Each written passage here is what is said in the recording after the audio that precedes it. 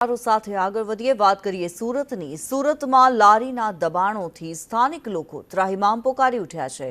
ચોટા બજારમાં દબાણથી લોકો હેરાન પરેશાન થઈ રહ્યા છે। સુરત સિવિલ હોસ્પિટલે ગૃહરાજ મંત્રીને પત્ર લખ્યો। દબાણ દૂર નહીં થાય તો હોસ્પિટલને તાળા લાગે તેવી સ્થિતિ ઉદ્ભવી શકે છે। ન્યુસન્સના ઉકેલ માટે હોસ્પિટલ પ્રમુખને ગૃહમંત્રીને પત્ર લખ્યો છે। દબાણને કારણે એમ્બ્યુલન્સ પણ નથી જઈ શકતી તેવી ફરિયાદ કરવામાં આવી છે। અગાઉ અનેકવાર રજૂઆત છતાં પણ કાર્યવાહી નથી કરવામાં આવી।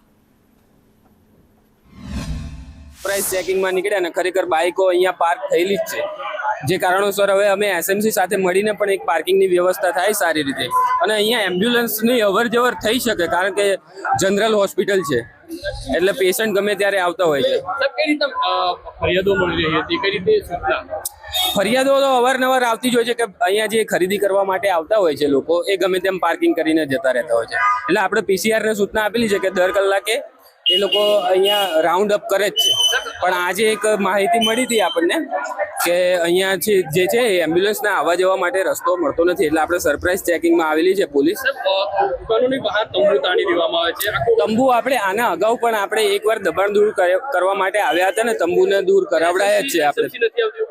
ના એવું નથી, એસએમસી સાથે સંકલન કરીને જ આપણે કરીએ। સુરતની ચોટા બજારમાં આવેલી ન્યૂ જનરલ હોસ્પિટલમાં દબાણના કારણે લોકો હેરાન પરેશાન છે, ત્યારે લોકો સાથે વાત કરીશું। ભાઈ, કઈ રીતના તકલીફોમાં એવું છે કે સુરત મહાનગરપાલિકા દ્વારા ભૂતકાળની અંદર બી આ તપાસ કરેલી હતી। સ્થાનિક દબાણકર્તાઓના હિસાબે ના તો ફાયર બ્રિગેડ આવી શકે એમ છે, ના તો એમ્બ્યુલન્સ આવી શકે છે। એના જ અનુસંધાનમાં આજ ગઈકાલે ટ્રસ્ટી દ્વારા ગૃહ રાજ્ય મંત્રીને આ દબાણકર્તાઓ માટે પત્ર લખવામાં આવ્યો છે। દબાણની વિગતમાં એવું છે કે સ્થાનિક દુકાનદારો દ્વારા છાપ માટે ભાડે આપવામાં આવે છે અને એનો હપ્તા વસૂલ કરવા જેવો જ એક અભિગમ છે, જે તપાસનો વિષય છે। અને એના હિસાબે રસ્તાઓ પરથી માણસો પસાર નથી થઈ શકતા, ટુ વ્હીલર નથી જઈ શકતો, તો એમ્બ્યુલન્સની તો બહુ મોટી દૂરની વાત છે। ભાઈ, તમે શું કહેશો, કઈ રીતના દબાણ છે, કેટલા હેરાન પરેશાન લોકો? હું તો એટલું જ માંગણી કરું છું કે વહેલી તકે છે ને તે એમ્બ્યુલન્સ આવી શકે અને પેશન્ટને જલ્દીથી જલ્દી એને સારવાર મળી શકે। અને ટર્નિંગ પર જ રિક્ષાવાળાને એટલા બધા દબાણ કરતા બેસેલા હોય, એ લોકો સાયરન વગાડતો એમ્બ્યુલન્સ તો પણ એ લોકો હટવાનું નામ નથી લેતા। સાયરન કોઈ વાર બહાર ઉતરીને એમ્બ્યુલન્સના કર્મીએ કહેવું પડે કે તમે હટાવો તો અમે અંદર જઈ શકીએ, એટલી સુધીની પરિસ્થિતિ થઈ ગયેલી ને કોઈ હટાવતું નથી। દર્દીઓ તો પરેશાન થાય જ છે ને, કારણ એ લોકોની ગાડી આવતા તકલીફ પડે। ફોર વ્હીલરમાં ગાડી લાવવા માટે તો તકલીફ બહુ પડે છે, રિક્ષામાં બી તકલીફ પડે, ફોર વ્હીલર ટુ વ્હીલરમાં પેશન્ટ કેવી રીતે લાવે? પેશન્ટ ગાડીમાં જ ઓફ થઈ ગયેલા તો ડૉક્ટર લોકો અમારા શું કરવાના? કેમ કે દબાણ કરવા જોઈએ એસએમસી વાળાને, સરકારે જોવા જોઈએ તો આ આટલા વર્ષો જૂની દવાખાનું છે ચાલવા જોઈએ।